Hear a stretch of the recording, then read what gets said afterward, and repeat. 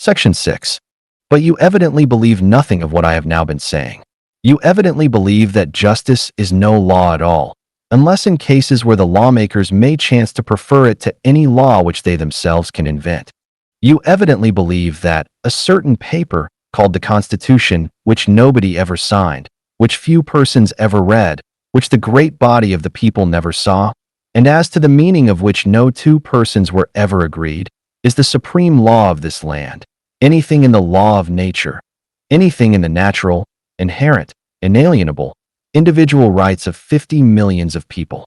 To the contrary notwithstanding, did folly, falsehood, absurdity, assumption, or criminality ever reach a higher point than that? You evidently believe that those great volumes of statutes, which the people at large have never read, nor even seen, and never will read, nor see, but which such men as you and your lawmakers have been manufacturing for nearly 100 years to restrain them of their liberty and deprive them of their natural rights, were all made for their benefit by men wiser than they, wiser even than justice itself, and having only their welfare at heart. You evidently believe that the men who made those laws were duly authorized to make them, and that you yourself have been duly authorized to enforce them. But in this you are utterly mistaken. You have not so much as the honest, responsible scratch of one single pen to justify you in the exercise of the power you have taken upon yourself to exercise. For example, you have no such evidence of your right to take any man's property for the support of your government, as would be required of you if you were to claim pay for a single day's honest labor.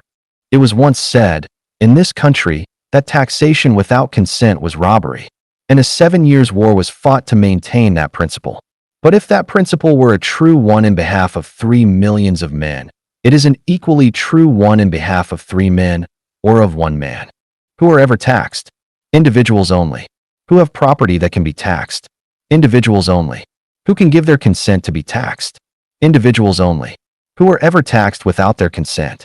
Individuals only. Who, then, are robbed, if taxed without their consent? Individuals only. If taxation without consent is robbery, the United States government has never had, has not now, and is never likely to have, a single honest dollar in its treasury. If taxation without consent is not robbery, then any band of robbers have only to declare themselves a government, and all their robberies are legalized. If any man's money can be taken by a so-called government, without his own personal consent, all his other rights are taken with it, for with his money the government can, and will, hire soldiers to stand over him, compel him to submit to its arbitrary will, and kill him if he resists. That your whole claim of a right to any man's money for the support of your government, without his consent, is the merest farce and fraud, is proved by the fact that you have no such evidence of your right to take it, as would be required of you, by one of your own courts, to prove a debt of $5 that might be honestly due you. You and your lawmakers have no such evidence of your right of dominion over the people of this country, as would be required to prove your right to any material property that you might have purchased. When a man parts with any considerable amount of such material property as he has a natural right to part with, as, for example, houses, or lands, or food, or clothing, or anything else of much value, he usually gives, and the purchaser usually demands, some written acknowledgment, receipt, bill of sale, or other evidence that will prove that he voluntarily parted with it, and that the purchaser is now the real and true owner of it.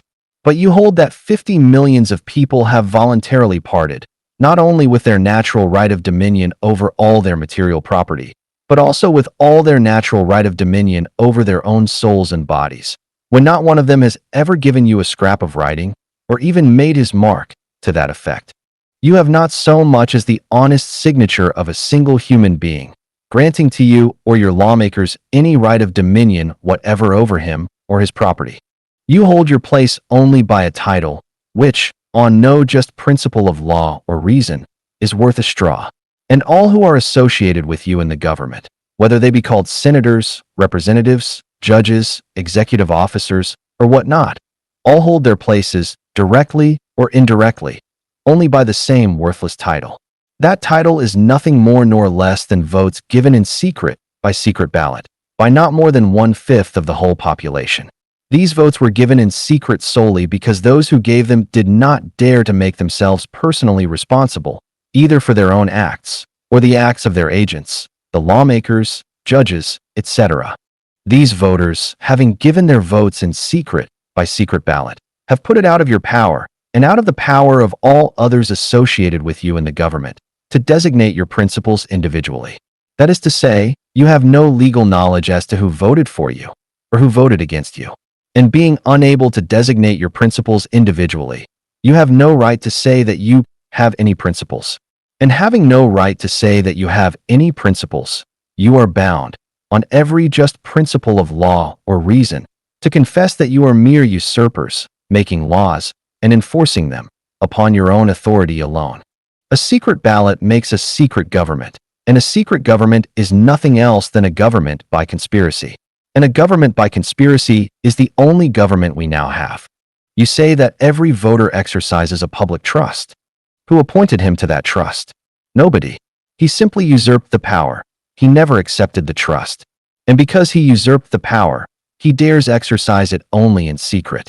Not one of all the 10 millions of voters who helped to place you in power would have dared to do so if he had known that he was to be held personally responsible before any just tribunal for the acts of those for whom he voted. Inasmuch as all the votes given for you and your lawmakers were given in secret, all that you and they can say in support of your authority as rulers is that you venture upon your acts as lawmakers, etc., not because you have any open, authentic, written, legitimate authority granted you by any human being. For you can show nothing of the kind, but only because, from certain reports made to you of votes given in secret, you have reason to believe that you have at your backs a secret association strong enough to sustain you by force, in case your authority should be resisted.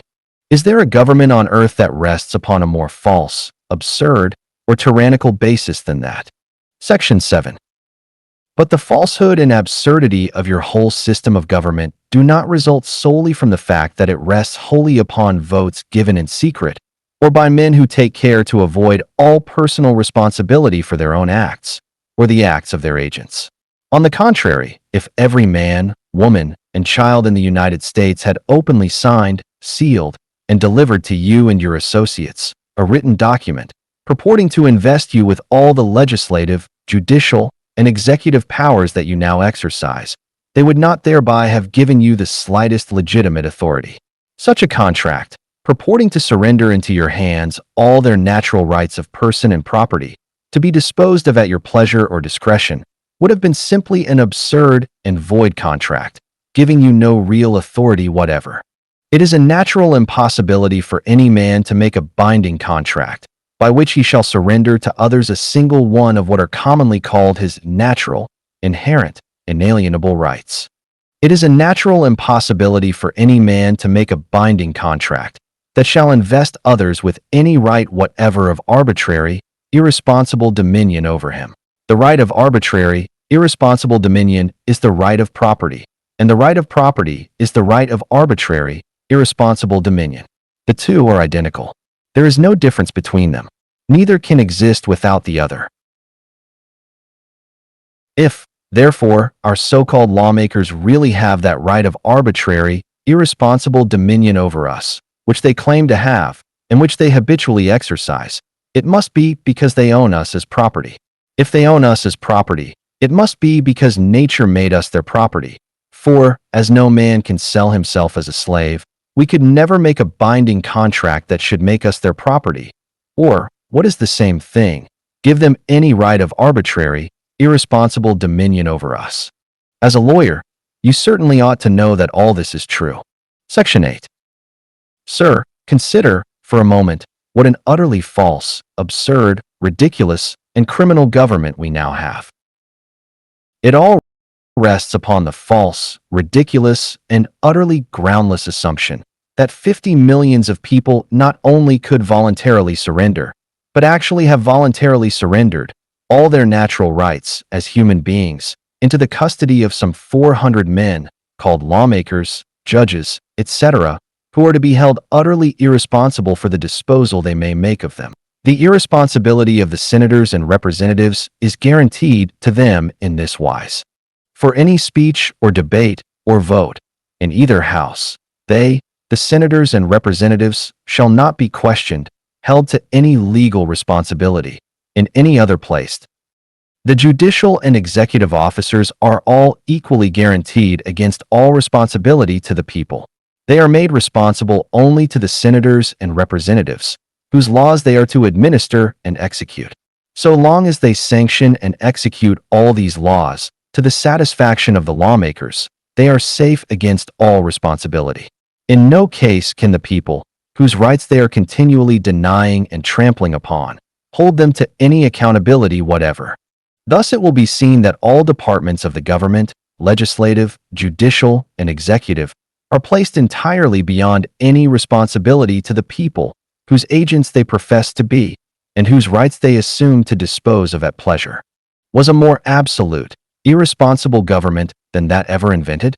The only right which any individual is supposed to retain or possess under the government is a purely fictitious one that nature never gave him, to wit, his right, so-called, as one of some 10 millions of male adults, to give away, by his vote, not only all his own natural, inherent, inalienable human rights, but also all the natural, inherent, inalienable human rights of 40 millions of other human beings, that is, women and children.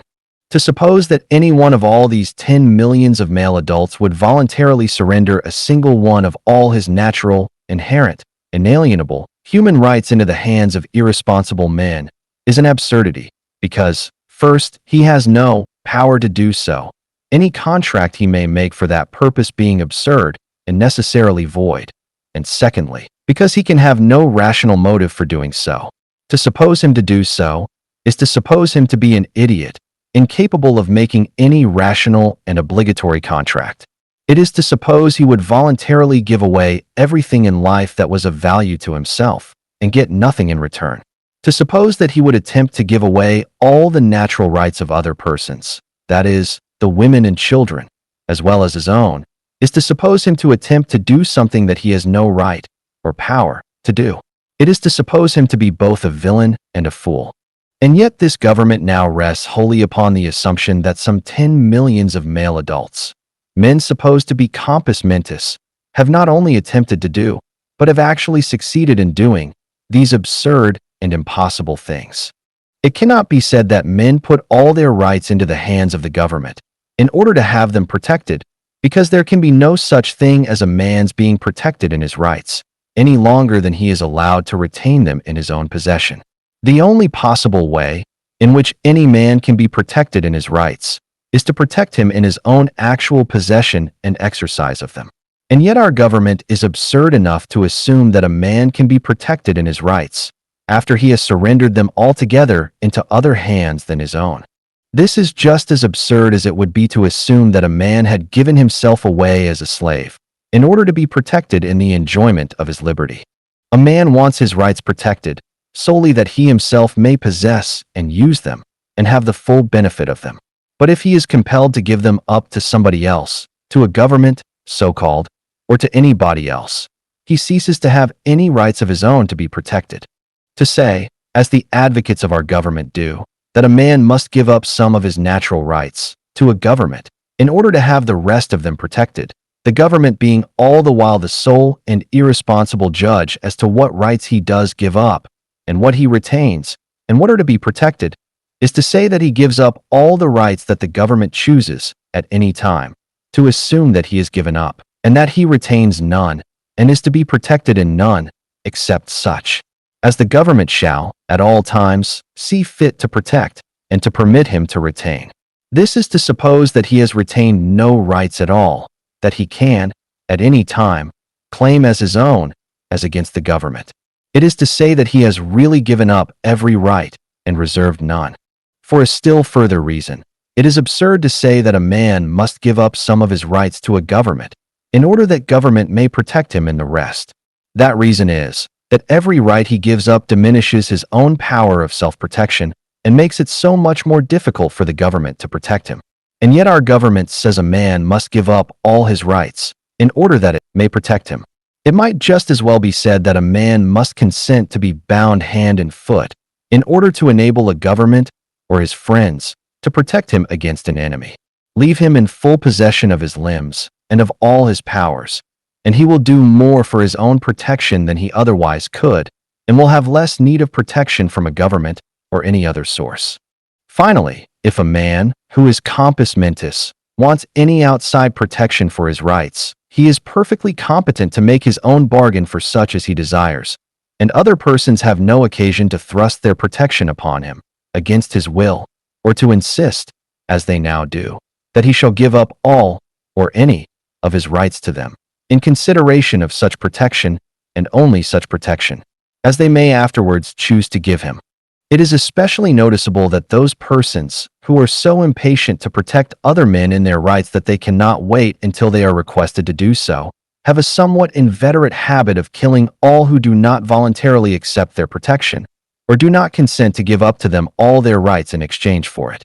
If A were to go to B, a merchant, and say to him, "Sir, I am a night watchman, and I insist upon your employing me as such in protecting your property against burglars, and to enable me to do so more effectually, I insist upon your letting me tie your own hands and feet, so that you cannot interfere with me, and also upon your delivering up to me all your keys to your store, your safe, and to all your valuables, and that you authorize me to act solely and fully according to my own will, pleasure, and discretion in the matter. And I demand still further, that you shall give me an absolute guarantee that you will not hold me to any accountability whatever for anything I may do, or for anything that may happen to your goods while they are under my protection, and unless you comply with this proposal, I will now kill you on the spot." If A were to say all this to B, B would naturally conclude that A himself was the most impudent and dangerous burglar that he, B, had to fear, and that if he, B, wished to secure his property against burglars, his best way would be to kill A in the first place, and then take his chances against all such other burglars as might come afterwards. Our government constantly acts the part that is here supposed to be acted by A, and it is just as impudent a scoundrel as A is here supposed to be. It insists that every man shall give up all his rights unreservedly into its custody, and then hold it wholly irresponsible for any disposal it may make of them. And it gives him no alternative but death. If by putting a bayonet to a man's breast and giving him his choice to die or be protected in his rights, it secures his consent to the latter alternative, it then proclaims itself a free government, a government resting on consent. You yourself describe such a government as the best government ever vouchsafed to man. Can you tell me of one that is worse in principle? But perhaps you will say that ours is not so bad, in principle, as the others, for the reason that here, once in 2, 4, or 6 years, each male adult is permitted to have 1 vote in 10 millions in choosing the public protectors. Well, if you think that that materially alters the case, I wish you joy of your remarkable discernment.